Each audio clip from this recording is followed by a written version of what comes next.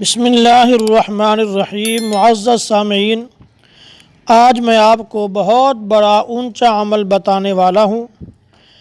وہ یہ ہے کہ جب انسان رات کو سوتا ہے تو ظاہر بات ہے کہ کروٹ بھی بدلنی پڑتی ہے۔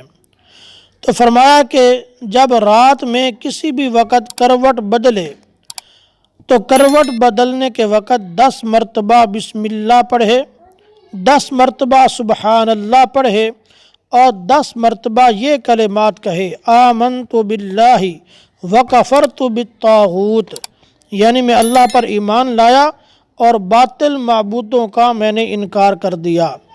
تو اس کی کیا فضیلت ہے؟